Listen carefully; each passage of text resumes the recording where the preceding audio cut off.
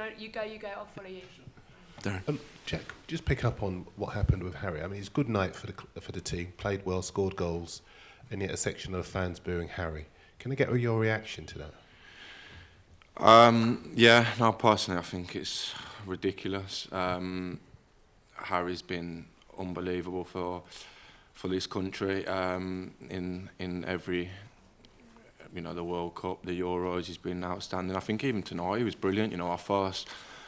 Our first two goals, come from the first one, him driving out with the ball, and the second one comes from him driving a little bit and then playing the pass into Ollie. Not every centre-back can have those qualities, And like I said, he's been a fantastic servant for this country. And he's been brilliant. So I think it was ridiculous for him to get booed, and it weren't something that the team liked. There's been so much support for the team over a long period of time. There's been a real unity between the fans and the players as well. Is there a worry that could maybe start to fracture when you hear stuff like that? No, because Harry's a strong-minded person, and I think his performance tonight would have done him the world of good. I also think that him like that, it'll only probably spur him on. Obviously it's not nice to hear, but you've got a job to do. Like I'd be the exact same. It'd wanna make prove people wrong. But we had a brilliant relationship with the supporters at the Euros last year, and I think we need to keep it like that. Going into the World Cup. But yeah, on the whole, it weren't nice, to hear boos for Harry, and it was something that the whole team didn't like one bit. Gail? Is he all right?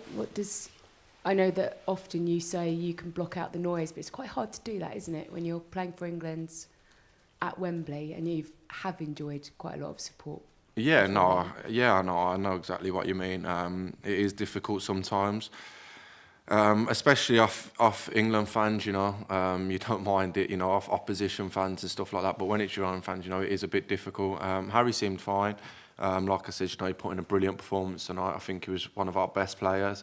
Driving in with the ball, especially in the first half. When it was difficult, when it was 11v11. Like I said, he was brilliant tonight, and he seems fine in the changing room. So I'm sure he's all good. Okay, we've got time for a couple more, and also those joining on Zoom. Just give the mic to the back there. Thanks.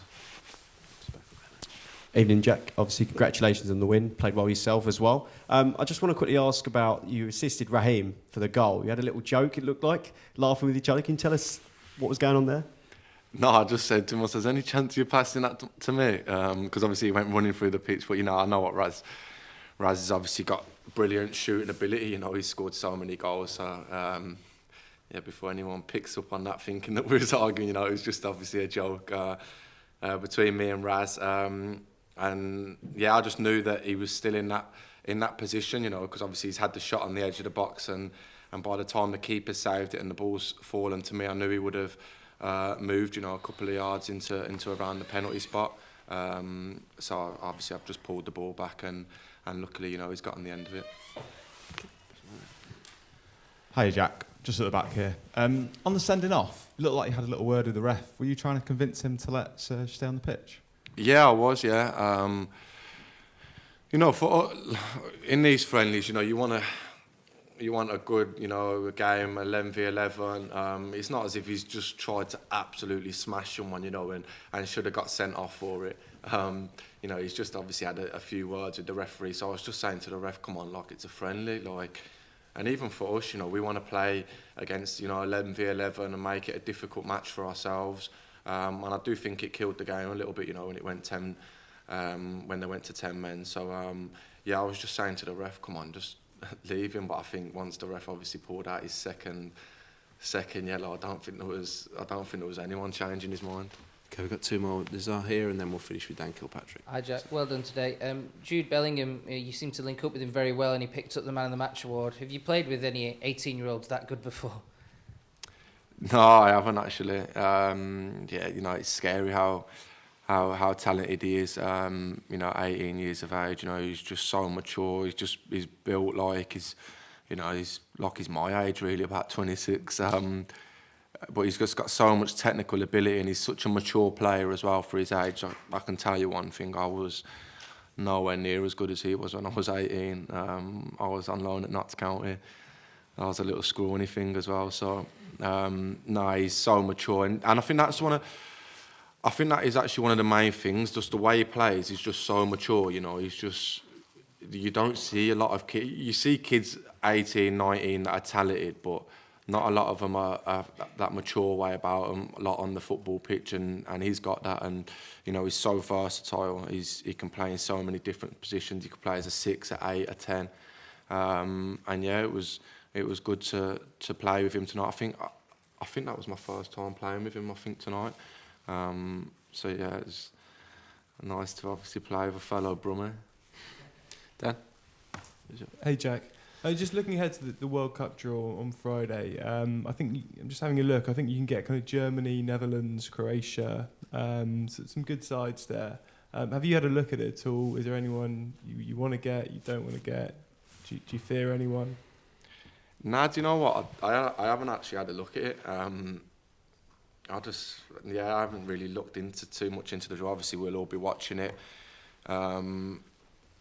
And it'll be, you know, it'll be actually quite surreal, you know, knowing that I'm watching a World Cup draw, knowing that I've got a chance of obviously going to the World Cup. I know how difficult it's going to be, obviously, to get into a World Cup squad with the amount of talent that we have here. But yeah, I think as a group, you know, we don't really fear anyone.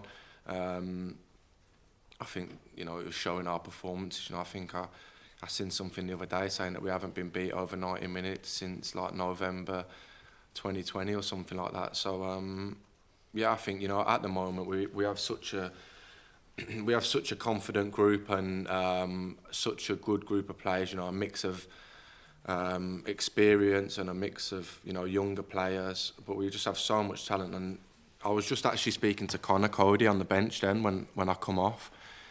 And we were actually, and I'm not even just saying this because you guys are here, we was actually just saying how much we love coming away here.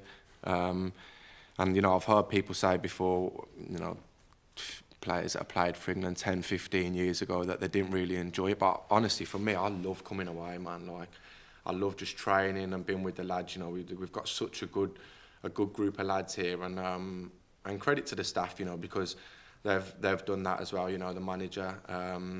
It was just like little things in the Euros, you know, that they'd done for us that made it feel like so homely and stuff, which helped us, you know.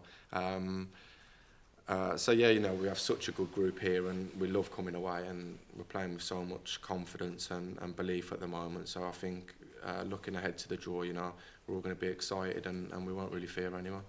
Thanks, guys. We'll have to wrap up there, and Gareth will be with you shortly.